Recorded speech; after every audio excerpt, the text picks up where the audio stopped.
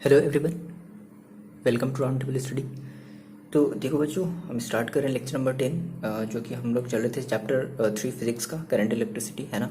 और इसके पहले हमने जो हमारा जो बेसिक सा कॉन्सेप्ट था कि सेल क्या होता है, सेल का ईएमएफ क्या होता है, इंटरनल रेजिस्टेंस क्या होता है, टर्मिनल पोटेंशियल डिफरेंस क्या होता है, ये सारी चीज़ें हमने इसके जस्ट पिछले वाले लेक्चर में, दैट इज लेक्चर नंबर 9 में हमने वो सारी की सारी चीज़ें हमने सीख ली हैं।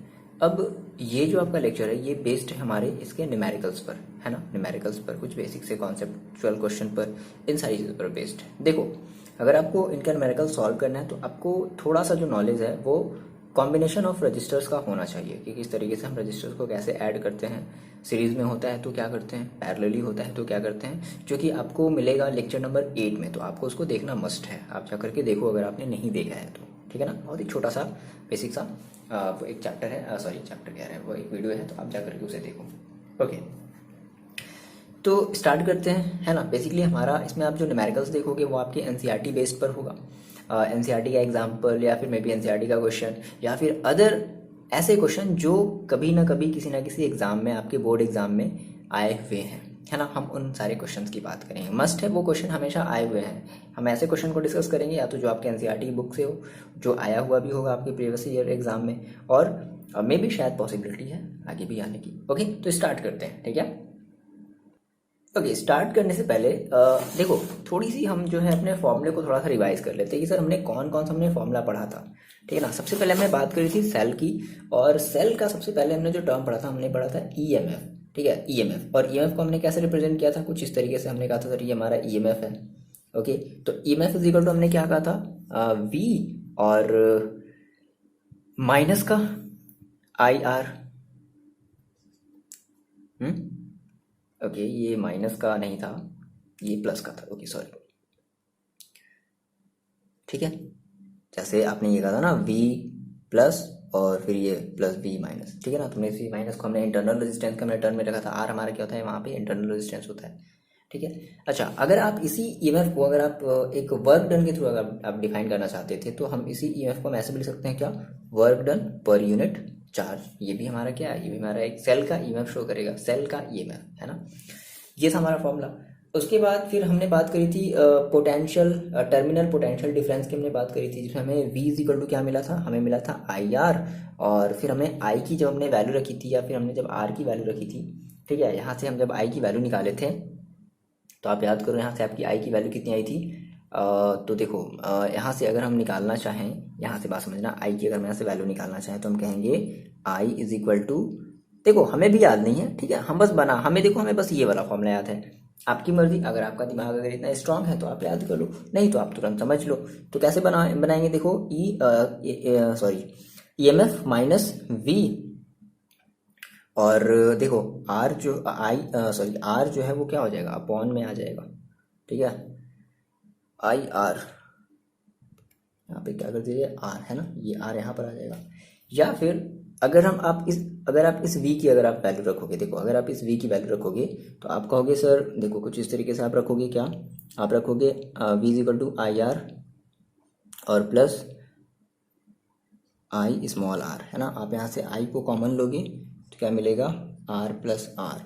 सो आपका यहाँ से जो i है वो ये भी हो सकता है, क्या, E M F upon R plus R, ये भी हमारी एक वैल्यू थी, ठीक है।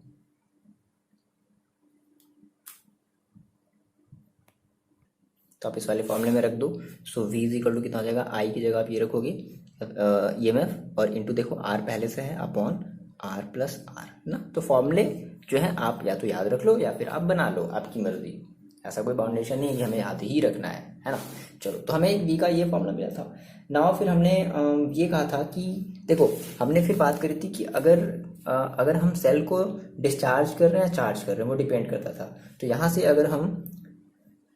अगर आप ये बना लो कि अगर आप यहाँ से पोटेंशियल टर्मिनल डिफरेंस अगर आप v निकालना चाहोगे तो आप v इज इक्वल टू क्या करोगे, ईएमएफ माइनस आई आर करोगे। और ये हम कब यूज़ करेंगे, जब हमारी सेल जब क्या हो रही हो, डिस्चार्ज हो रही हो। लेकिन मान लो क्वेश्चन में अगर बोल दिया कि नहीं, सेल जो है वो चार्ज हो रहा है, तो उस केस में हम यहाँ पे क्या ले लेंगे, v is equal to EMF plus I R ना। इन केस ऑफ हम जब सेल को क्या कर रहे हो, जब चार्ज कर रहे हो, ये था, है ना। तो ये इतने सारे हमारे यहाँ से फॉर्मूले मिले थे। अच्छा, और भी हम बना सकते हैं क्या?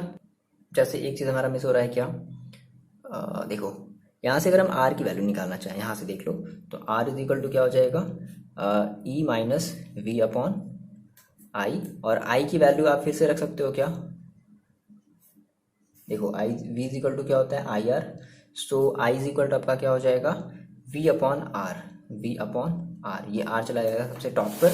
तो आपको एक नेक्स्ट फॉर्मूला मिल जाएगा क्या, सेल की इंटरनल रेजिस्टेंस है, हमारी जो स्मॉल आर होती थी वो क्या होती थी, सेल की। अगर आपने इसके पहले के अगर आपने लेक्चर नहीं देखे तो फिर ये आपको समझ में नहीं आ रहा है सर हम क्या कर रहे हैं, इसलिए आपसे रिक्वेस्ट है कि आप जाकर के पहले इसके लेक्चर नंबर आप 9 को जाकर के देखो।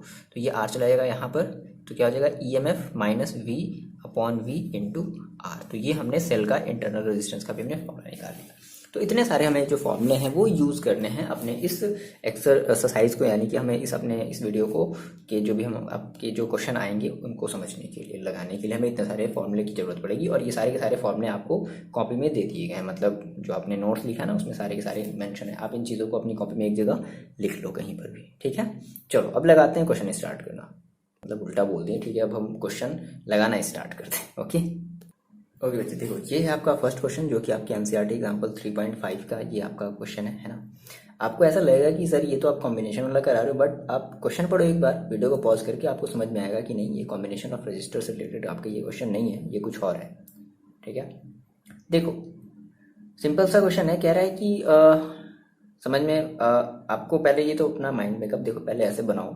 पहले तो आप ये मत सोचो कि सर ये तो मेरा कॉम्बिनेशन ऑफ सीरीज और वो पैरेलल वाला है, ऐसा नहीं सोचना है, ठीक है ना। ये आपका कॉम्बिनेशन वाला नहीं है, ये भाई एग्जांपल में दिया, देखो ना आप, आपके पास एनसीईआरटी की बुक है, थोड़ा ट्रस्ट भी कर लो मेरे ऊपर, ठीक है। देखो तो क्या कह रहा है कि network of resistor is connected to a 16 volt battery. तो जो हमारा जो रजिस्टर है ये कुछ ऐसे फिगर आपका दे दिया गया, कह रहा है कि फिगर गिवन है। तो फिगर में ये हमारे जो भी रजिस्टर्स हैं वो हमारे किसी एक बैटरी के थ्रू ये कनेक्टेड है। तो आपको देखो ये पहचानना है, फर्स्ट ऑफ ऑल आपको ये पहचानना है कि ये जो 16 वोल्ट दिया गया है, दैट इज ये जो 16 वोल्ट दिया गया है, ये चीज़ आपको जो दिख रहा है, तो ये हमारी ईएमएफ है। बात समझना, ये पूरी की पूरी बैटरी की ईएमएफ है, दैट इज जिसको आप ईएमएफ कहते थे, रिप्रेजेंट जैसे आप करते थे, ये आपकी ईएमएफ है। और ये जो सर्किट में दिया गया ये इस सेल का इंटरनल रेजिस्टेंस है, जिसको आप कहोगे स्मॉल आर। क्लियर करते चलो अपने कॉन्सेप्ट को। देखो तो हम ये क्वेश्चन में ऐसे नहीं किया, बट हम इसको क्या कर देंगे, ऐसे अपने बॉक्स में ऐसे ढक लेंगे पार्शियली तरीके से, इसको हम ऐसे छुपा लेंगे, है ना, कि भाई ये हमारा वोल्टेज और इस सेल और ये हमारी इस सेल का क्या है, ये रेजिस्टेंस है। देखो पूछ क्या रहा है, फाइंड कर क्या करना, कह रहा है, कह भी रहा है कि इंटरनल रेजिस्टेंस कितनी है, 1 ओम है। फर्स्ट चीज क्या फाइंड करना है, compute the equivalent resistance of the network. सबसे पहली चीज कि आपको इस नेटवर्क का इक्विवेलेंट रेजिस्टेंस फाइंड आउट करना है। तो याद रखना इसको आप इसमें ऐड मत कर लेना, ठीक है। ओके, पहला क्वेश्चन आपको समझ में आ रहा है, कंप्यूट द इक्विवेलेंट रेजिस्टेंस, इस पूरे की आपको इक्विवेलेंट रेजिस्टेंस निकालनी। देखो अगर आपने इसके क्वेश्चन नहीं लगाया ना कोई बात नहीं, आपने अगर मैंने चैप्टर 2 में कैपेसिटेंस रिलेटेड बहुत सारे क्वेश्चन करवाए हैं, अगर आप उनको भी लगा लोगे ना तो इस टाइप के क्वेश्चन आप ऐसे ये चुटकी बजा करके सॉल्व कर सकते हो, ठीक है ना। अगर आपने वो कैपेसिटेंस वाले से रिलेटेड, आपने कैपेसिटर वाले से रिलेटेड अगर आपने सीरीज और कॉम्बिनेशन के अगर आपने क्वेश्चन लगाए हैं तो मेरे वीडियो को देख करके ये आप तुरंत कर लोगे, कोई प्रॉब्लम नहीं होगी, है ना। जो बच्चे मेरे वीडियो को जो देखे होंगे वो कर सकते हैं, वीडियो को पॉज करके आप इक्विवेलेंट रेजिस्टेंस निकालो पहले, और फिर उसके बाद अपना मैच करना, देखो आपका आंसर आ रहा है नहीं आ रहा है। दूसरी चीज कह रहा है कि obtain the current in each resistor. फिर हमें पर्टिकुलर एक रजिस्टर में इसमें कितना करंट जा रहा है हमें वो भी निकालना है। बहुत ही बढ़िया सा आसान सा बहुत ही मेथड बताने वाले हैं ना, ध्यान से समझते चलो, आपको ये चीज़ बहुत आसानी से समझ में आएगी। नेक्स्ट कह रहा है कि obtain the voltage drop VAB, VBC and VCD। तो यहाँ पर पर्टिकुलर कुछ पॉइंट दिए गए हैं, ये आपका A पॉइंट है, इसको हम ब्लू पेन से लिख लेते हैं वरना सब घोल मेल हो जाएगा। ये आपका A पॉइंट है और ये आपका है B पॉइंट, यहाँ पर आपका B पॉइंट है और यहाँ पर आपका है C पॉइंट और इधर आपका है D पॉइंट। तो कह रहा है कि आपको पोटेंशियल डिफरेंस निकालना है बिटवीन AB के बीच में कितना पोटेंशियल डिफरेंस है। सही बात है, इसमें कुछ वोल्टेज जाएगा, इसमें कुछ और वोल्टेज जाएगा और इसमें कुछ और वोल्टेज जाएगा, सही है ना। तो आपको इन सभी में पोटेंशियल डिफरेंस निकालता है, यहाँ के बीच, यहाँ के बीच और यहाँ के बीच। तो 3 चीज़ आपसे पूछ रही है। फर्स्ट चीज़ चलो बच्चे आप इसको पहले ट्राई करो, जो बच्चे मेरे वीडियो देखें कैपेसिटेंस वाले वो ये ट्राई करो, और जो नहीं जिन पा रहे समझ आप मेरे साथ चलो, कोई प्रॉब्लम नहीं, आपको इसे एक्स्ट्रा रिलेटेड आपको इससे क्वेश्चन लगाने की जरूरत नहीं है, बस मैं जो आपको बता रहा हूँ आप चीज़ें ध्यान समझना। देखो सिंपल सा क्वेश्चन है, कह रहा है कि सबसे पहले हम क्या निकालने हैं, सबसे पहले हम इक्विवेलेंट रेजिस्टेंस निकालने वाले हैं इस नेटवर्क का। ठीक है, तो बात करें अगर हम इक्विवेलेंट रेजिस्टेंस की, तो आपको ये दिख रहा है कि ये जो रेजिस्टेंस 4 ओम का है और ये जो रेजिस्टेंस 4 ओम का है, ये आपस में कैसे कनेक्टेड है, ये आपस में पैरेलली कनेक्टेड है ना भाई, पैरेलल है। मैंने आपको बताया कॉम्बिनेशन ऑफ रजिस्टर्स आपको जस्ट ये 8th वाले लेक्चर में। ठीक है, उसके बाद ये जो दोनों दिख रहे हैं, ये भी आपको कैसे दिख रहे हैं, ये भी आपको पैरेलली कनेक्टेड दिख रहे हैं। तो हम बारी बारी से एक बार में किसी एक को पहले सॉल्व करेंगे, देन इसको सॉल्व करेंगे, फिर तीनों को आपस में ऐड करेंगे। सिंपल सी बात है। सोचो, ये दोनों आपको कैसे हैं, पैरेलल है, इनको आप ऐड करोगे तो ये एक ऐसा आ जाएगा। फिर ये ऑलरेडी 1 ओम है, ये ऑलरेडी आप इसको ऐड करोगे तो अब जो तीनों आएंगी वो सारी सारी आपकी सीरीज में आ जाएंगी, है ना, इन दोनों को सॉल्व करने के बाद। तो सबसे पहले हम क्या करते हैं, सबसे पहले हम इन दोनों को सॉल्व करते हैं। तो हमने कहा सर कि सिंस, देखो ध्यान समझो, since 4 ohm and 4 ohm resistance है ना, 4 ohm and 4 ohm resistance R connected in parallel, ये बताना पड़ेगा आपको। तो भाई अगर पैरेलल है तो इनका एक इक्विवेलेंट, देखो पूरे सर्किट का तो हम इक्विवेलेंट तो निकालेंगे ही, लेकिन हम पहले इन दोनों का इक्विवेलेंट निकाल लें, और इन दोनों के इक्विवेलेंट को हम मान लेते हैं आर डैश। तो क्या पैरेलल है, तो पैरेलल में कैसे करते हैं, 1/r डैश करते हैं, बोलो ये तो करते हैं पैरेलल वाले, हमने ये तो सीखा है। तो 1/4 प्लस 1/4 दैट इज 2/4, कट कर लेंगे तो कितना आ जाएगा 1/2। सो अगर 1/r डैश इक्वल टू अगर 1/2 है भाई, तो r डैश यही चला गया यहाँ, तो यही भी कहाँ चला जाएगा ऊपर, तो r डैश इक्वल टू कितना आ जाएगा बच्चा, r डैश इक्वल टू आ जाएगा आपके पास 2 ओम। तो r डैश की वैल्यू फिलहाल ये आपका आंसर नहीं है, आपने केवल अभी इन दोनों का भी आपने इक्विवेलेंट रेजिस्टेंस निकाला है। सिमिलरली ये ऑलरेडी आपका देखो 1 ओम है, देखो आपने कहा सर मेरा ये जो दोनों है मिलकर के कुछ ऐसे हो गया, और यहाँ पे हमारा ये कितने ओम आ गया, ये हमारा 2 ओम आ गया। फिर फाइनली इससे हमारा ये कनेक्टेड है 1 ओम का कनेक्टेड है, देखो ये वाला 1 ओम का कनेक्टेड है। फिर अब हम इन दोनों को सॉल्व करने वाले हैं। तो ये दोनों हमारे फिर से कैसे हैं, आपस में पैरेलली हैं, इन दोनों को हम फिर से आपस में पैरेलली ऐड करेंगे। तो सिंपल फिर से हम वही कहेंगे, since 12 ohm and 6 ohm are connected in parallel, ठीक है। तो पैरेलल अगर कनेक्टेड है तो पैरेलल, तो अब इन दोनों का भी एक इक्विवेलेंट निकाल लेते हैं। आ रही मेरी बात समझ में, इन दोनों का भी हम क्या करते हैं, इक्विवेलेंट निकाल लेते हैं। तो इन दोनों का इक्विवेलेंट पहले तो आप फिगर अपनी कॉपी में बना लो, बार बार आपको फिगर बोर्ड में देखने की जरूरत नहीं पड़ेगी। तो 12 ओम को और 6 ओम को हम आपस में पैरेलली ऐड करेंगे, क्यों, क्योंकि भाई ये पैरेलल कॉम्बिनेशन में, पैरेलल कॉम्बिनेशन कैसे होता है मैंने आपको बताया है। ओके, अब देखो तो हम इनको ऐड कर देते हैं, तो कितना हो जाएगा भाई, अब आर मान लो डबल डैश, तो ये आर डबल डैश ले लेते हैं। अभी आपका एग्जैक्टली इक्विवेलेंट नहीं आएगा ना, क्योंकि आपका इक्विवेलेंट तीनों को ऐड करने पर मिलेगा। तो पैरेलल है तो 1/r डबल डैश कर देंगे, 1/12 प्लस 1/6, ये तो करेंगे 1/12 प्लस 1/6। इसको हम सॉल्व कर लें तो इसका जो एलसीएम है वो आ जाएगा 12 और 1 प्लस, देखो ये कितना हो जाएगा 6 इंटू 2, सॉरी 1 इंटू 2 है ना, एलसीएम ऐसे तो लेते हो, अब एलसीएम तो लेना आना चाहिए। कितना आ गया 3/12, सो कट कर देंगे 1/4, सो आर डबल डैश इक्वल कितना आ गया बच्चे 4 ओम। तो आपने आर डबल डैश भी निकाल लिया, मतलब आपने कहा कि सर मैंने अब यहाँ पे ये भी मैंने निकाल लिया है। ठीक है, अब यहाँ से हमारा एक सेल कनेक्टेड है, समझ में आ गई बात। तो ये 2 ओम, ये 1 ओम, और ये हमारा बन गया कितना 4 ओम। तो फाइनली हम अब इन तीनों को आपस में कैसे ऐड कर लें, सीरीज में, क्योंकि ये तीनों आपस में आपको कैसे नजर आ रहे हैं, सीरीज में नजर आ रहे हैं। सो आपने कहा है ना क्या कि हमारा जो 2 ओम है, दैट इज ऐसे कह लो आप R dash comma R double dash and 1 ohm are connected, दिख रहा है ना आपको, इतनी अच्छी राइटिंग, मतलब इतनी गंदी राइटिंग, कनेक्टेड इन सीरीज। बोलो अब ये सीरीज में हो गया भाई, देख लो ऐसे कैसे हो गई, सीरीज में हो गया ना।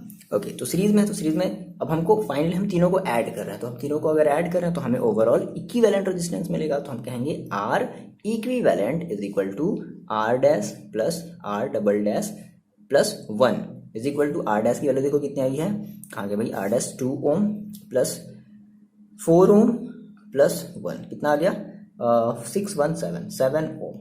तो आपका जो इक्विवेलेंट रेजिस्टेंस है वो आ गया 7 ओम। ये आपका फाइनल हो गया आंसर फर्स्ट वाले का, ए वाले का, है ना। आपने ए वाला जो है वो सॉल्व कर लिया। आगे बात समझ में, इतनी बातें आप जल्दी से लिख लो, छाप डालो एकदम, और फिर से आपको ट्राई करना है घर पे बैठ करके, है ना। ऐसा नहीं कि सर हम तो कर लिए समझ में आ गया, ऐसा नहीं करना है आपको, फिर से घर पे दोबारा ट्राई करना है। चलो कर लिया। ओके, नाउ हम बात करते हैं सेकेंड वाले क्वेश्चन नंबर बी की बात करते हैं, इसको हम मिटा देते हैं। ओके बच्चे देखो, नाउ हम बात करते हैं अपने बी वाले पार्ट की बात करते हैं, इस वाले पार्ट की बात कर लेते हैं। तो बी पार्ट क्या रहा है कि obtain the current in each resistor. अब मेरी बात समझना, ध्यान से समझना, एकदम ध्यान से समझना। देखो आपने कहा सर मेरे को करंट निकालना है, जितने भी रजिस्टर्स लगे हैं उन सारे के सारे रजिस्टर्स में मेरे को करंट बतानी है कि इसमें करंट की वैल्यू कितनी होगी। देखो आपने कहा सर हम यहाँ से हमारी करंट निकलेगी जो कि हम जिसको आई कहेंगे, समझना, वो चाहे कोई भी क्वेश्चन हो आपका सीरीज पैरेलल में, हम सारे क्वेश्चन को ऐसे ही करेंगे। अभी हम जब किरचॉफ लॉ देखेंगे तो और मजा आएगा ऐसे क्वेश्चन को लगाने में, इसलिए इंपॉर्टेंट है, ठीक है। और यहाँ पे भी भाई आई करंट जाएगा, यहाँ पर भी आई करंट गया। अब यहाँ से ध्यान समझना, अब बेसिकली यहाँ पर आपका एक पैरेलल कॉम्बिनेशन है, पैरेलल ये आपका कनेक्शन है। तो पैरेलल कनेक्शन में क्या होता है कि जो करंट होगी वो हमारी डिवाइडेड हो जाएगी। तो मान लो यहाँ से एक इधर करंट चली गई I1, समझ रहे हो, और एक इधर करंट चली गई I2। बहुत आसान, समझ लो मेरी बात। अब क्या होगा, अब ये I1 इधर से ऐसे होता होता होता होता होता होता ये इसमें आ जाएगा, यानी कि अब जो आपके पास जो B, यानी कि अब इसमें जो करंट आया वो आपको फिर से मिल गया। क्या आई, भाई देखो आई यहाँ पर दो पार्ट में स्प्लिट हो गया था, I1 I2 में। अब फिर से I1 और I2 मिलकर के फिर से क्या बना लिया, आई वो वाली आई नहीं, ये आई, ठीक, अच्छा ठीक, मैं ओके। अब देखो अब ये जो आई की एम्पियर की जो भी करंट होगी वो इसमें जाएगी, मतलब कि अगर हम आई की वैल्यू निकालें दैट इज हमें वन ओम वाले में पता चल गया फाइनली। अब आई जो है वो फिर से यहाँ पर आएगा, ठीक, और अब ये फिर से ब्रेक हो जाएगा, फिर से ये स्प्लिट हो जाएगा, समझ रहे हो। अब मान लो इस वाले में हम चले गए, I2 हो गया, I3 ले लेते हैं, और इस वाले में हम आ गए I4। तो अब इस 12 वाले रेजिस्टेंस में I3 नाम की जो करंट है, अमाउंट की जो करंट है वो फ्लो होगी, और 6 ओम वाले रेजिस्टेंस में I4 अमाउंट की जो करंट है वो फ्लो होगी। एंड फाइनली फिर से यहाँ से I3 और I4 मिल करके फिर से क्या बन जाएगा, I यहाँ से हमारा बाहर निकल जाएगा, और ये I फिर ऐसे चलता रहेगा। समझ में आ रही बात। तो हमें इन सारे रेजिस्टेंस में कितना हमारा जो करंट है वो फ्लो हो रहा है, हमें ये बताना है। पहली चीज देखो, अब आप अगर आप अपने क्वेश्चन को पढ़ो तो देखो गिवन क्या है, कह रहा है कि connected to 6 volt, that is आपका ईएमएफ दे दिया 16 वोल्ट, आपका ये ईएमएफ दे दिया है। Battery with internal resistance of 1 ohm, that is R is equal to दे दिया है बच्चे 1 ओम। बोलो इतनी बात क्लियर है ना। अच्छा, और आपने अभी थोड़ी देर पहले आपने इक्विवेलेंट रेजिस्टेंस भी निकाला, कितना निकाला था, कितना आया था वो 1437, कितना आया था 7 आया था, है ना, 7 ओम, ठीक है। आपने इक्विवेलेंट भी रेजिस्टेंस निकाल लिया है। अच्छा, अब आपसे ये करंट पूछ रहा है। देखो तो आपको आई का एक फॉर्मूला पता है क्या, अभी आपने थोड़ी देर पहले एक फॉर्मूला लिखा था क्या, I is equal to epsilon, sorry epsilon की याद आ रही है, क्या क्या याद आ रहा है, EMF upon R plus R. ये आर अब आप कौन सा आर लोगे, ये आर अब आप इक्विवेलेंट रेजिस्टेंस हम लेंगे। ईएमएफ देखो कितना मेरे पास 16 अपॉन आर कितना है 7 + 1, तो कितना हो गया 16 अपॉन 8, दैट इज 2 एम्पियर। तो अब यहाँ से ये जो करंट है वो अब आई की जगह हम कितना ले लें, 2 एम्पियर ले लें। समझते चलो, ठीक है, और करते भी चलो अपने साथ में, अपने वीडियो को पॉज करके, है ना। ओके, तो मैंने सर मेरे को क्या पता चल गया बच्चे कि मेरे को यहाँ पे जो आई है वो पता चल गया भाई कि मेरे पास जो करंट जो फ्लो हो रही है इस सेल के थ्रू, इस सेल से होकर के जो करंट जा रही है वो 2 एम्पियर की करंट निकल रही है ना। सेल जो हमारी वो 2 एम्पियर की करंट निकाल रहा है।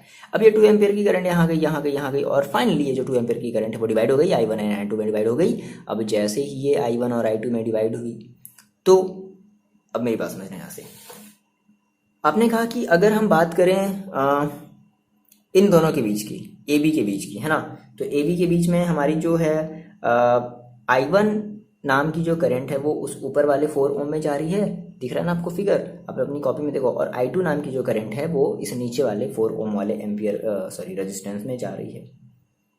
अच्छा, और आपको पता होता है कि अगर कोई भी दो रेजिस्टेंस आपस में पैरेलली कनेक्ट होते हैं तो उनकी जो वोल्टेज होती है आपस में कैसी होती हैं भाई, इक्वल होती हैं। क्लियर है इतनी बात, बताओ पहले, है ना, ये चीज़ें हमने बताई हैं ना। जैसे आपने अपने घरों के, आप अपने रूम को देखो, आपके रूम में जो वोल्टेज होगी सेम वही वोल्टेज आपके दूसरे वाले रूम में होगी, सेम वही वोल्टेज आपके छोटे वाले भाई बहन के रूम में होगी, है ना, ऐसा होता है, ठीक है। तो हमने कहा सर कि हमारी अगर हम बात करें बिटवीन AB की, है ना, तो जो I1 करंट है वो 4 ओम में गया और जो I2 करंट है वो 4 ओम में गया, ठीक है। अच्छा, तो हम कह सकते हैं कि सिंस हमने कहा बिटवीन AB में, हमने ये कहा कि जो I1 नाम की करंट है वो किस में गई, 4 ओम में चली गई, और जो I2 नाम की करंट है वो भी हमारे 4 ओम में चली गई, दोनों तो 4 ही ओम है, ठीक है ना।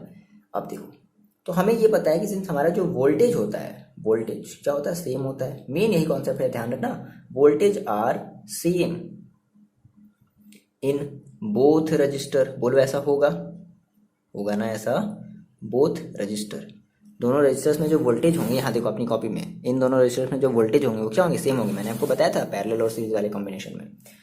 तो अगर ऐसा तो हम कह सकते हैं क्या कि V1 is equal to V2, बोलो बोलो बोलो बोलो बोलो, V1 is equal to V2, और आपको पता है बच्चे V इज इक्वल टू क्या होता है, IR। तो अगर V1 is equal to V2 है, और आपने कहा सर एक में हमारी करंट अगर I1 है और रेजिस्टेंस अगर R1 है, समझ रहे हो, ऊपर वाले को मान लो R1, नीचे वाले को, दिख रहा है ना कॉपी में, आप अपनी कॉपी में पहले फिगर बनाओ, नहीं दिख रहा होगा तो, ऊपर वाले को मानो R1, नीचे वाले को मानो R2। तो आपने कहा सर कि V1 is equal to V2, देखो बात समझो, तो V की इज इक्वल टू फॉर्मूला क्या रखोगे, IR, तो V1 के लिए क्या रखोगे, I1 R1 is equal to I2 R2। बोलो ये कॉन्सेप्ट समझ में आया, समझ में आ गई ना बात, ठीक है। अब I1 आपको नहीं पता, R1 आपको पता है बच्चे कितना है, 4 इज इक्वल टू, I2 आपको नहीं पता, R2 आपको पता है कितना है, 4, ये 4 से 4 कैंसिल, तो I1 इज इक्वल टू कितना आ गया, I2। समझ गए, नहीं समझे, कितनी आसान है ये बताओ, I1 इज इक्वल टू क्या आ गया, I2। इसका मतलब है कि जितना करंट उस 4 ओम वाले ऊपर वाले रेजिस्टेंस में जा रहा है, सेम उतना ही करंट हमारे नीचे वाले रेजिस्टेंस में जा रहा है। तो भाई अगर 2 एम्पियर की अगर करंट है, सिमेट्री है ना, 2 एम्पियर की अगर करंट है, तो अगर 1 एम्पियर ऊपर जा रहा होगा तो 1 एम्पियर नीचे जा रहा होगा। या फिर आपने कहा सर ये कैसे, ऐसे कैसे सर, ऐसे कैसे, चलो देखो ऐसे कैसे, ऐसे कैसे, कैसे कुछ लोग ऐसे बोलते हैं, देखो तो ऐसे कैसे हो गया भाई, देखो मैंने कहा सर ऐसे देखो, ये I1 और I2 मिलकर के क्या बनाएंगे, I बनाएंगे, तो आप क्या रखोगे इस I1 और I2 की जगह, since I1 plus I2 is equal to I, बोलो इतना कर सकते हैं। अच्छा भाई, अब इस I1 की जगह क्या रख दिया जाए, I2 रख दिया जाए, तो I2 plus I2 is equal to I, और I की वैल्यू कितनी है, 2 एम्पियर, तो 2I2 is equal to 2, so I2 is equal to 2 से 2 cancel, I2 is equal to 1 ampere. तो I2 की वैल्यू कितनी आ गई, 1 आ गई। अगर I2 की वैल्यू 1 एम्पियर है तो I1 की वैल्यू कितनी आ जाएगी, 1 एम्पियर। बोलो I1 की वैल्यू भी कितनी आ जाएगी, दिख रहा है ना आपको, I1 इज इक्वल टू कितना आ जाएगा, 1 एम्पियर। तो आपने I1 निकाल लिया और आपने I2 निकाल लिया, यानी कि आप ये कहोगे कि current flowing through 4 ohm resistance 1 ampere and also current flowing through 4 ohm resistance is 1 ampere. आपने ये दो चीज़ें निकाल ली, फाइनली आपको समझ में आया ना, बोलो कितना आसान है। अच्छा जी, अब मेरी बात समझना, ये हमारा हो गया बंद, इधर से इसको बंद कर दो, ठीक। कॉपी में अपने ऐसे मत करना पेज बचाने के लिए, देखो ओके।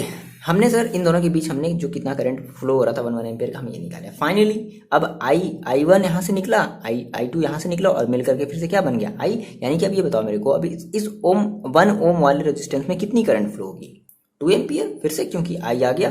क्लियर है, बोलो इतनी बात। तो आपने कहा कि सिंस बिटवीन ऐसे होता है, बिटवीन BC है ना, I is equal to 2 ampere current is flowing in 1 ohm resistance। ये तो वैसे ही निकल गया, इसमें ज़्यादा कुछ माथा पच्ची भी नहीं करना पड़ा, बोलो हो गया ना ऐसा। अच्छा फाइनली आपने ये कर दिया, आपने इस पर निकाले कि भाई इसमें हमारी जो है वो 2 एम्पियर की जो करंट है वो फ्लो हो रही है, 2 एम्पियर की जो करंट है वो फ्लो हो रही है। चलो हमने ये भी निकाल लिया। ना हम बात करते हैं इन दोनों की, सिमिलरली फिर सेम वही काम। अगर देखो अगर आप समझदार हो तो आप कर लोगे, मतलब समझदार हो बच्चे, आप सभी बच्चे समझदार हो, ऐसा नहीं है। देखो आपने कहा सर, अब यहाँ से देखो सिंपल, मैं आपको बस हिंट करूंगा, आप खुद से वीडियो पॉज करके करोगे, है ना। देखो आपने कहा सर मेरे पास यहाँ पर I करंट है, यानी कि अब यहाँ पे 2 एम्पियर की मेरे पास करंट आ गई, 2I मत कर लेना, 2 एम्पियर की मेरे पास यहाँ पर करंट आ गई। अब ये फिर से 2 एम्पियर, ये फिर से 2 पार्ट में डिवाइड हो गया भाई, एक में चला गया I3 और एक में चला गया I4। बात समझना, अब यहाँ पर सिमेट्री नहीं है, यहाँ पर 6 है और यहाँ पर 12 है, तो शायद किसी के पास करंट ज़्यादा क्या होगा, किसी के पास कम गया होगा। आ रही मेरी बात समझे। तो आपने कहा सर मेरे पास यहाँ पर चला गया I3 और यहाँ पर आ गया I4। तो अब इस I3 यानी कि इस 12 ओम वाले रेजिस्टेंस में कितना मेरा करंट गया, और इस 6 ओम वाले रेजिस्टेंस में कितना करंट गया, आपको ये निकालना है। सेम वही काम आपने कहा सर कि सिंस हमारी ये जो रेजिस्टेंस हमारे कैसे हैं, वो हमारे पैरेलली कनेक्टेड हैं। तो भाई अगर ये पैरेलली कनेक्टेड हैं तो इनमें जो वोल्टेज होगी वो भी क्या होगी, सेम होगी। तो मान लो कि इनमें जो वोल्टेज है वो मान लो यहाँ पर V3 आई है और यहाँ पर V4 आई है, और ये दोनों जो V3 और जो V4 है वो आपस में कैसे हैं, इक्वल हैं। क्यों? क्योंकि ये दोनों रेजिस्टेंस आपस में कैसे हैं, पैरेलल हैं, और पैरेलल होने की वजह से इनके जो वोल्टेज होंगे आपस में कैसे होंगे, बराबर होंगे। तो अगर बराबर हैं तो हम सेम वही फंडा फिर से अप्लाई करेंगे, V3 इजिकल टू V4, और V3 is equal to V4 is equal to फिर से वही अपना फॉर्मूला अप्लाई करोगे, क्या, V इजिकल टू IR। ज़्यादा जल्दी बोल दिए क्या, नहीं है समझ में? चलो देखो हम इतना पहले इसे हटाते हैं ना, हटा दिया जाए। आपने यहाँ तक आपने करंट निकाल लिया है, ठीक है। अब देखो, अच्छा इसको नहीं मिटाते हैं, इसको रहता है ना भाई, हमें 2 एम्पियर की जरूरत है। ओके सर, मेरी बात समझने आते, देखो बहुत आसान है बच्चे। क्या करना है सर, कुछ नहीं, आपने कहा कि सर मेरे इस वाले में I3 करंट गई, और ऐसे बता दो क्या कि ये जो आपका बिटवीन CD है ना, let I3 current flowing in 12 ohm resistor and I4 current flowing in 6 ohm resistor। हाँ बोलो कितने ले जाइए सर आप, हैं देखो ऐसे लिख दें, ठीक है, चलो कोई बात नहीं, आप लिख लो ऐसे, है ना। अच्छा, तो आपने कहा सर अगर ऐसा है, सिंस हमारी ये दोनों आपस में कैसे हैं, पैरेलली कनेक्टेड है, तो पैरेलली कनेक्टेड है तो हम ये कहेंगे क्या, लेट मान लो उसमें गया V3 और इसमें गया V4, और दोनों आपस में कैसे होंगे, इक्वल होंगे, because both are in parallel, है ना ऐसा, ठीक है सर। दिख रहा है आपको फिगर, अपनी कॉपी में देखो। तो आपने कहा सर V3, आप सेम फिर से वही फॉर्मूला बनाओ, क्या V इक्वल टू आप क्या जानते हो, IR, तो पता है। तो V3 इज इक्वल टू क्या करोगे, आप करोगे I3 R3, बोलो, is equal to V4 is equal to क्या करोगे, I4 R4, है ना। अब I3 आपको नहीं पता, लेकिन R3 तो आपको पता है कितना, 12 ohm, is equal to I4 आपको नहीं पता, बट R4 तो आपको पता है कितना, 6 ओम। कट कर दो, 6 2 जहाँ कितना आ गया, I3 into 2 is equal to I4। So I4 is equal to finally आपको मिला क्या, 2I3। I4 की आपने वैल्यू कितनी निकाली, 2I3 निकाली। अच्छा, अगर आप इन I3 और I4 को अगर आप आपस में ऐड करोगे तो आपको कितना मिलेगा, फिर से I और I3 plus I4 is equal to 2। Clear है, बोलो। अब क्या करो, देखो आपने यहाँ से I4 की वैल्यू निकाली है 2I3, तो जहाँ पर I4 है उसकी जगह क्या रख देते हैं, 2I3। तो यहाँ पर I3 है plus 2I3 is equal to 2, so 3I3 है, तो I3 इज इक्वल टू 2/3। इतना आया, हाँ समझ में आया है कि नहीं। तो एम्पियर लगा देते हैं, आपने I3 निकाल लिया, सो फाइंड अब I4 निकाल लो।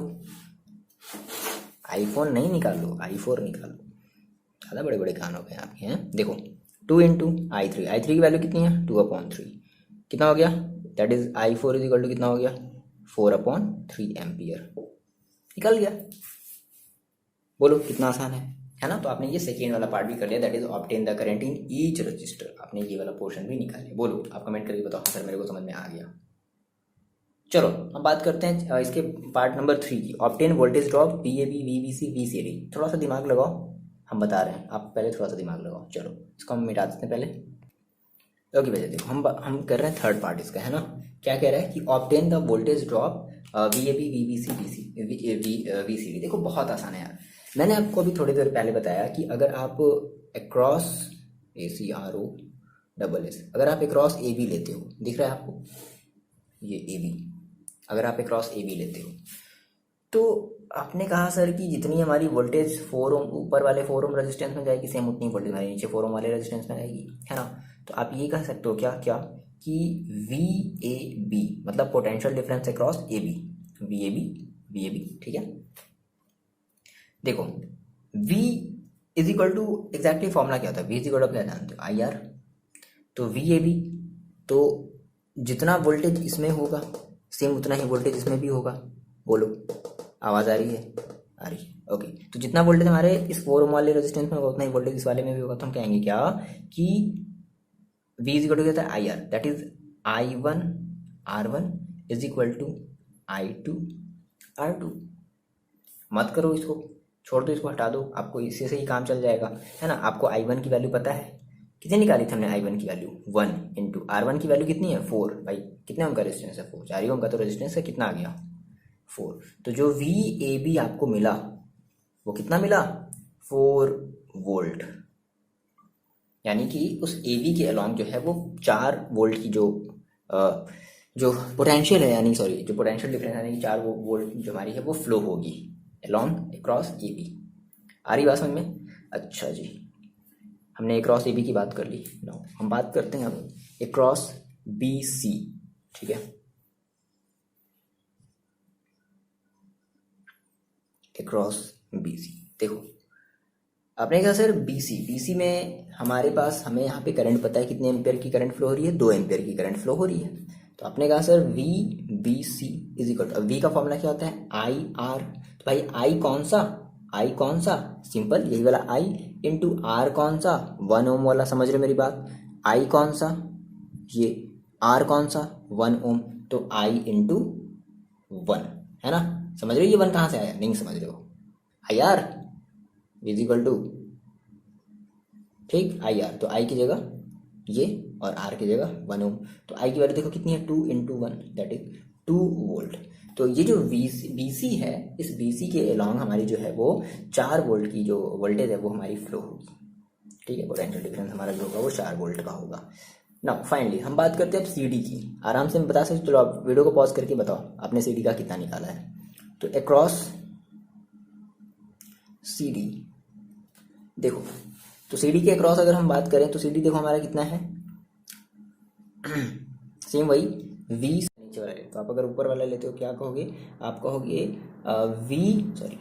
IR कहेंगे ना, IR हमारा कितना है I3 इंटू R3, ठीक है। निकाल लो I3 की वैल्यू अपनी कितनी आई थी, I3 की वैल्यू कितनी आई थी भाई, अरे कोई तो बताओ क्लास में बच्चे, कितनी आई थी I3 की वैल्यू 2/3 इंटू R3 की वैल्यू कितनी है 12, 3 4 जा कितना आ गया 8 वोल्ट। यानी कि ये जो हमारा V3 यानी कि जो CD के अलावा हमारी जो वोल्टेज है वो कितनी है 8 वोल्ट की हमारी वोल्टेज फ्लो हो रही है, समझ गए, है ना। तो ये आपने निकाल लिया, फाइनल आपका आंसर हो गया। अब देखो यहाँ से हम थोड़ा सा कुछ कंक्लूजन निकालते हैं। क्या कंक्लूजन सर, कैसा कंक्लूजन, मेरी बात समझो। अगर आप इन सभी वोल्टेज को अगर आप ऐड कर दो, VAB के अलॉन्ग कितना आया है 4 प्लस VBC के अलॉन्ग कितना आया है 2 प्लस VCD के अलॉन्ग कितना आया है 8, है ना। तो कितना आ गया आपके पास 8 + 2 = 14 वोल्ट। और आप ये देखो कि आपकी जो EMF है वो कितनी है 16 वोल्ट है, समझ रहे हो 16 वोल्ट। और ओवरऑल आपको जो इस टर्मिनल के थ्रू, इस सर्किट के थ्रू जो आपको वोल्टेज मिला पूरा का पूरा वो कितना मिला 14 वोल्ट का मिल रहा है। इसका मतलब है कि जो 2 वोल्ट है ना वो आपके सेल का जो इंटरनल रेजिस्टेंस है वो हड़प जा रहा है, खा जा रहा है, समझ लो 2 वोल्ट वोल्टेज जो है वो खा गया, कौन, इंटरनल रेजिस्टेंस 1 ओम का जो रेजिस्टेंस है ना सेल का वो खा गया, है ना। तो इसलिए कहते हैं कि जब सेल जब ऑपरेट कर रहा होता है यानी जब वो डिस्चार्ज हो रहा होता है तो देखो हमेशा याद रखना है कि उसकी जो EMF होती है वो हमेशा आपके टर्मिनल वोल्टेज से ज़्यादा होगी, ठीक है ना। ऐसा हो ही नहीं सकता, हाँ ऐसा हो सकता है कब, जब आप सेल को चार्ज कर रहे हो तब ऐसा हो सकता है। तो ये हमारा क्वेश्चन है और इस क्वेश्चन में लगे हमें कम से कम आधे घंटे, कोई बात नहीं, चलो आपको कॉन्सेप्ट समझ में आया, ओके आप कमेंट करके बताओगे हाँ सर मेरे को समझ में आ गया। नाउ नेक्स्ट हम बात करते हैं एक दूसरे टाइप के क्वेश्चन की। अगर आपको ये समझ में आया ना, अब आपको कोई भी ऐसा क्वेश्चन नहीं जो आप नहीं लगा पाओगे। देखो जी, ये बहुत ही आसान सा क्वेश्चन है ना। अभी आपने जस्ट इसके पहले एक बहुत ही बड़ा सा आपने क्वेश्चन लगाया, ठीक है। अब ये तो आपको आसान है, लगा सकते हो, ट्राई करो एक बार, वीडियो को पॉज करके ट्राई करो, क्वेश्चन को पढ़ लो, देखो क्या कह रहा है, ट्राई कर लिया। देखो कह रहा है कि a cell of EMF 2 volt, क्या दे दिया EMF दे दिया। सबसे पहले देखो क्वेश्चन को सॉल्व करने का सबसे बढ़िया सा जो तरीका होता है वो हम सबसे करते हैं, सबसे पहले गिवन क्या है भाई, मेरे पास EMF गिवन है, कितनी गिवन है 2 volt and internal resistance that is R भी दे दिया, दैट इज स्मॉल r दे दिया, कितना है 0.1 ओम की इंटरनल रेजिस्टेंस है। फिर कह रहा है कि connected to 3.9 ohm external resistance, okay external resistance that is capital R की वैल्यू कितनी दे दी गई है 3.9 ओम, ओके। कह रहा है कि what will be the potential difference across the terminal of the cell. तो पोटेंशियल डिफरेंस आपसे पूछ रहा है, दैट इज आपसे पूछ रहा है v पूछ रहा है तो सिंपल देखो आपको v का फॉर्मूला क्या पता है, आई आर होता है। यानी कि आपको देखो r पता है, आपको i नहीं पता, कोई बात नहीं। देखो आप i निकाल सकते हो, एज वी नो क्या होता है। देखो i इज इक्वल टू, आपके पास एक फॉर्मूला था e मतलब E M F upon r plus r, लगा दो तो रख दो। r की वैल्यू कितनी है 3.9 प्लस 0.1 कितना आ गया 2/3.9 प्लस 0.1 दैट इज कितना आ गया 4 आ गया। कट कर दिया कितना आ गया 1/2। तो i की वैल्यू आपने कितनी निकाली 1/2 का मतलब 0.5 एम्पियर, ये आपने i निकाल लिया। सो कितना आसान है भाई। सो फाइनली आपको क्या निकालना था, आपको निकालना था v। So as we know v is equal to since, देखो ये सब सारे फॉर्मूले अपना ऐसे ब्रैकेट में एक बार करके जरूर बताना, ठीक है, ताकि थोड़ा सा एग्जाम में देख करके खुश हो जाए, अच्छा बच्चे ने ऐसे फॉर्मूले करके ऐसे को लिखा है ना। तो v इज इक्वल टू कितना हो जाएगा आई की वैल्यू कितनी है 0.5 इंटू आर की वैल्यू कितनी है 3.9, इसका आप मल्टीप्लाई कर लो कितना आ जाएगा 45 5 + 3 15 19, ठीक है। तो 1 10 लगभग 1.95 कितना वोल्ट। देख लो कुछ ना कुछ तो हमारा गया ना। ईएमएफ कितनी थी 2 वोल्ट की, और टर्मिनल पोटेंशियल कितना आया है 1.95, यानी कि 0.5 वोल्ट की वोल्टेज कहाँ गई इस रेजिस्टेंस में, है ना। समझ में आ रही बात। तो ये होता है फंडा, क्लियर है। चलो अब एक नेक्स्ट क्वेश्चन आप लगाओगे, आप उसका आंसर कमेंट करके बताओगे हाँ सर क्वेश्चन नंबर 3 का आंसर नंबर ये है, ये आंसर है। ओके मिटाते हैं इसे। ओके बच्चे ये है आपका क्वेश्चन नंबर 3, ठीक है। आप एक बार क्वेश्चन को पढ़ लो, वीडियो को पॉज करो और एक बार खुद से ट्राई करो, ऑनेस्टली कर लिया ट्राई,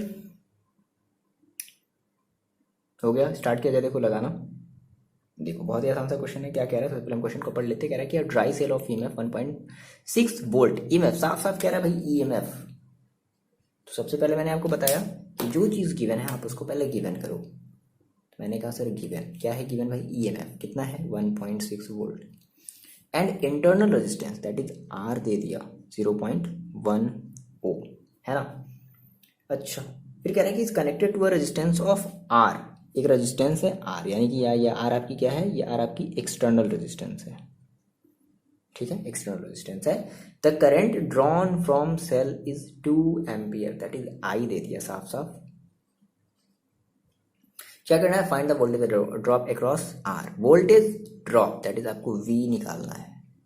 यार देखो कितना आसान सा फॉर्मूला है। आपने कहा सर वी इज इक्वल, मेरे पास एक फॉर्मूला मिला था ईएमएफ माइनस आई आर, कौन नहीं कर पाया बताओ। रख दो फॉर्मूले पे, ईएमएफ कितनी दी गई है 1.6 माइनस आई की वैल्यू कितनी है 2 इंटू आर की वैल्यू कितनी है आर 0.1 कितना आ जाएगा 1.6 और माइनस 0.2 दैट इज आ जाएगा आपका 1.4 वोल्ट। आ गया आंसर, कितना आसान है बताओ, है ही क्या इसमें, ठीक है।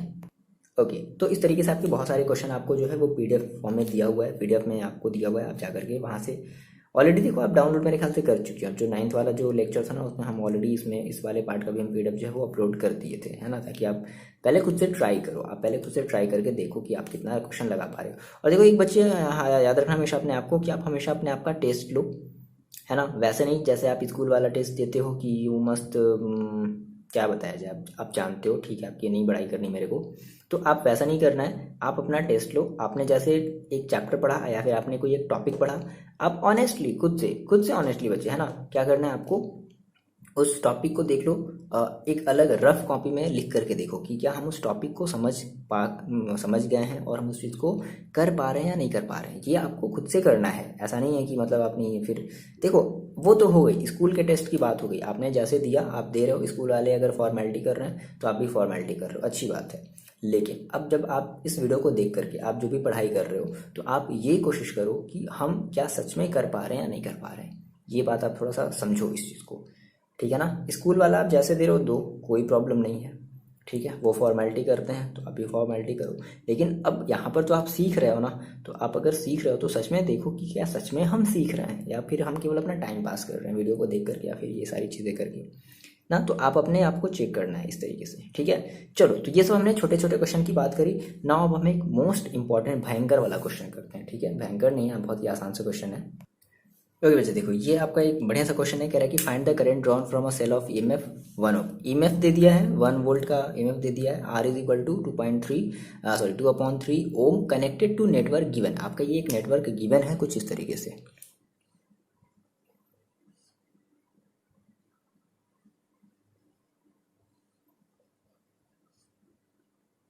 है ना, कुछ इस तरीके से भाई।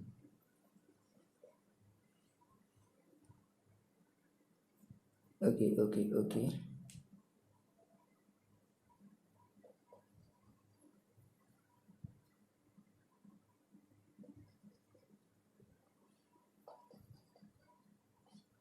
ऐसे बना लेना है, ये यहाँ पर है एग्जैक्टली, ठीक है।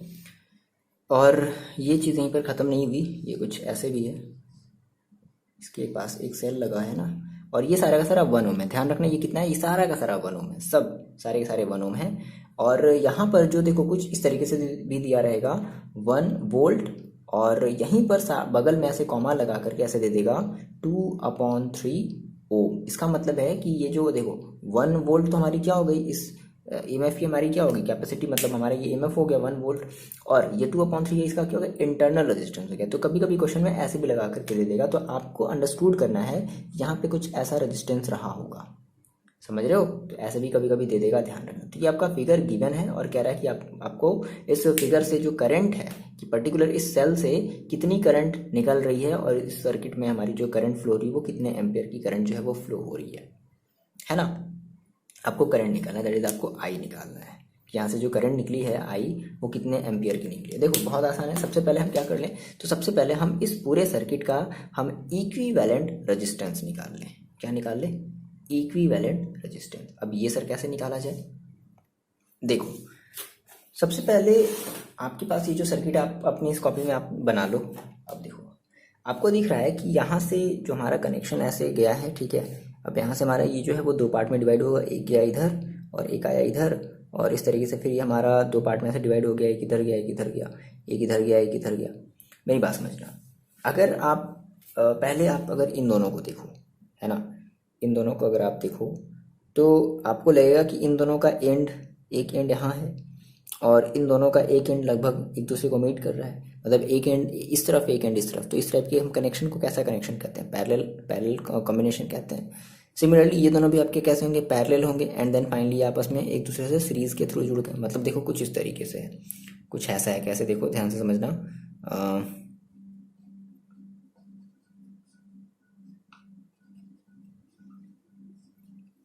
ये दोनों हुए, फिर ये,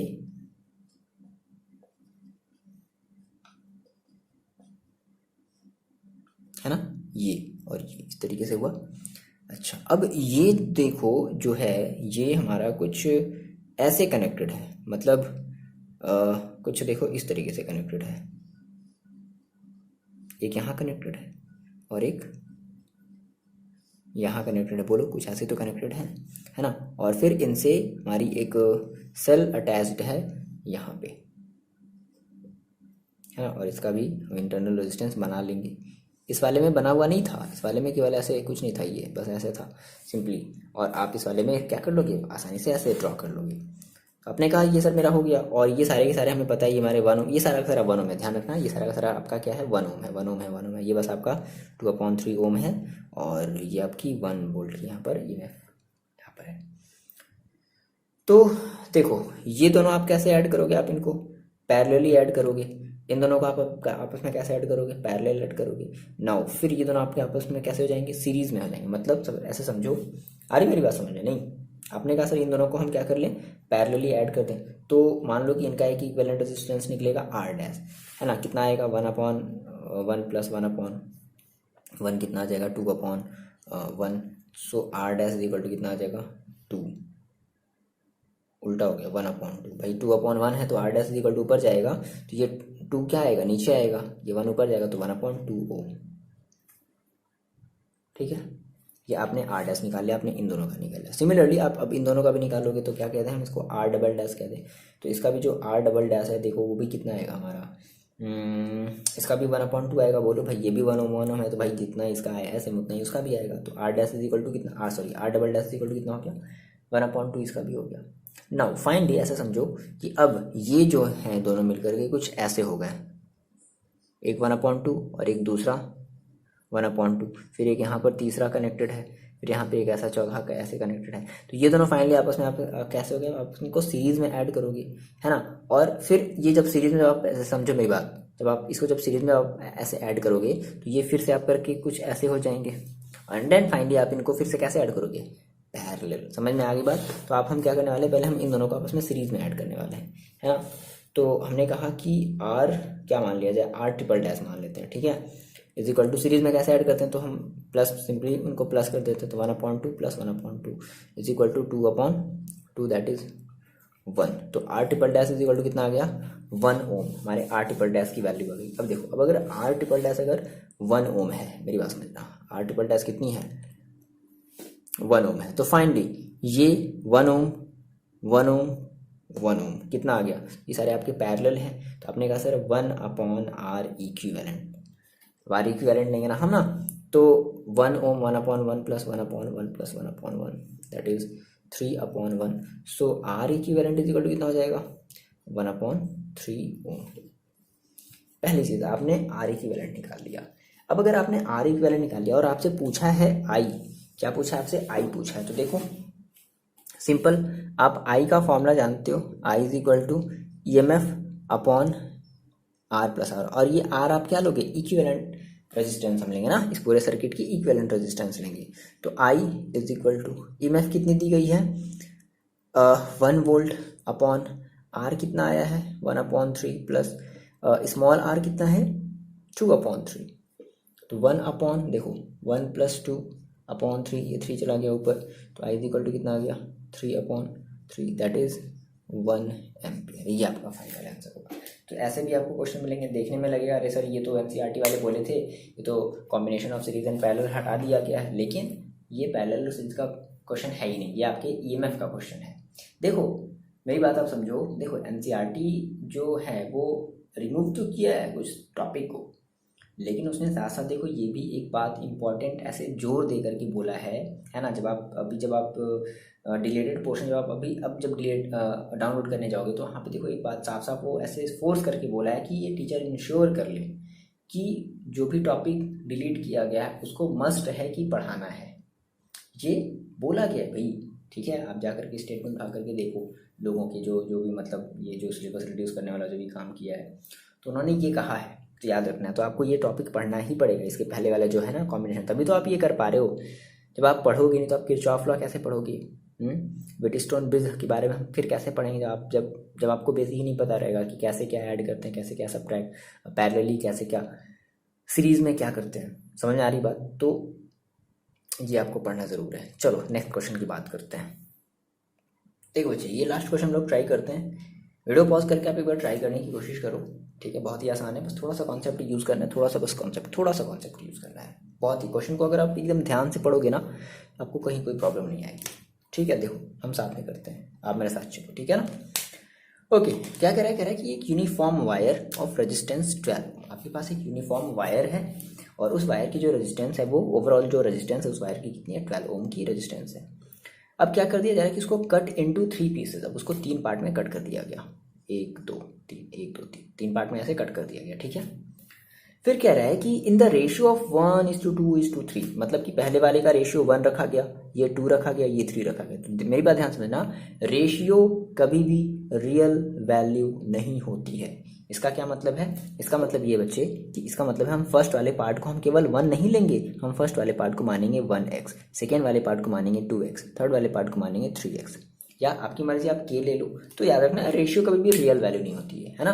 अब वो x होगा, पर्टिकुलर 1x होगा, अब x की जो भी वैल्यू आए, समझ रहे हो। तो रेशियो कभी भी रियल वैल्यू नहीं होती है। ऐसा नहीं है कि आप 1 2 3 को ऐड कर दोगे तो क्या 12 आ जाएगा, क्या नहीं आएगा ना, ठीक है। तो फिर है ना, ओके। तो उनको 3 पार्ट में कट कर दिया गया, मतलब उनके जो रेजिस्टेंस हैं वो कुछ ऐसे हैं, मतलब पहले वाले का 1:2:3 इस तरीके से। तो हमने कहा कि सर जो हमारी रेशियो है वो कभी भी रियल वैल्यू नहीं होती है, तो अगर रियल वैल्यू नहीं है तो हम क्या करेंगे, हम उनके साथ कोई एक x मान लेंगे। क्लियर है। तो देखो लेट करते हैं कि मैंने कहा sir R is equal to मेरे पास कितना था 12 ओम, ठीक है, uniform wire of resistance 12 ohm की रेजिस्टेंस है। अब आप फिर से लेट कर लो कि आपके पास जो R1 है वो 1x है, जो R2 है वो 2x है, R3 आपकी 3x है, ठीक है। और अगर आप इन तीनों को ऐड करो तो आपका ओवरऑल जो रेजिस्टेंस है वो कितना आना चाहिए, 12 ओम आना चाहिए। सिंस आपने कहा कि sir R1 plus R2 plus R3 is equal to R होना चाहिए, तो 1x plus 2x plus 3x is equal to 12, कितना आ जाएगा 3 2 5 6, 6x is equal to 12, so x is equal to 2 ohm. तो x की वैल्यू कितनी आ गई 2 ओम। देखो अगर x की वैल्यू अगर 2 ओम है तो आपका जो R1 होगा वो देख लो कितना हो जाएगा 2 ओम, R2 जो है वो कितना हो जाएगा 2 इंटू 2 दैट इज 4 ओम, 4 ओम, और जो आपकी R3 है वो कितनी हो जाएगी 3 इंटू 2 दैट इज 6 ओम। अब देख लो कितना हो गया 4 2 6 6 6 12 हो गया ना 12। तो ये है कहने का सीन, ठीक है ना। तो आपने R1 R2 R3 आपने निकाल लिया। अब देखो फिर आगे क्वेश्चन पढ़ो क्या कह रहा है, आपने क्वेश्चन लिखा है ना अपनी कॉपी में, फिर देखो कह रहा है कि 3 pieces are connected to form a triangle, ठीक है, इनको आपस में ऐसे कनेक्ट किया जा रहा है कि इनको आपस में कनेक्ट करके एक ट्राइंगल बना देते हैं, ठीक है। तो हम भी क्या करते हैं, हम भी एक ट्राइंगल बना देते हैं लोग कुछ इस तरीके से। लेकिन ट्राइंगल बनाने के बाद अभी नामकरण भी इसका मत करना, कौन सा 2 है, कौन सा 4 है, कौन सा 6, ये भी मत करना, ठीक है ना। मेरी बात समझो, ऐसा हम क्यों नहीं करेंगे, क्योंकि आगे अभी हमें क्वेश्चन अभी नहीं पढ़ा है। ये मान लो हमने एक ट्राइंगल बना दिया, अभी हमें नहीं पता कि कौन सा 1 कौन सा 2 कौन सा 3 रखना है, ऐसा हमें कुछ भी नहीं पता, ठीक है ना। R1 R2 R3 कौन सा, हमें ऐसा कुछ भी नहीं पता। सिंपली हमने इसका बस नाम दे दिया कि ये हमारा A है, ये B है और ये C है, समझे मेरी बात। और फिर कह रहा है कि ऐसे ट्राइंगल बनाया गया है, और देखो अब आगे पढ़ो, ट्राइंगल तो बनाया गया, कह रहा है कि a cell of EMF 8 volt and resistance R, that is R resistance of internal resistance है ना, of 1 ohm is connected across the highest of 3 resistor. समझ में आ गई बात। तो जो सेल जो कनेक्ट किया जा रहा है ना, देखो सेल तो आप कनेक्ट करोगे ऐसे,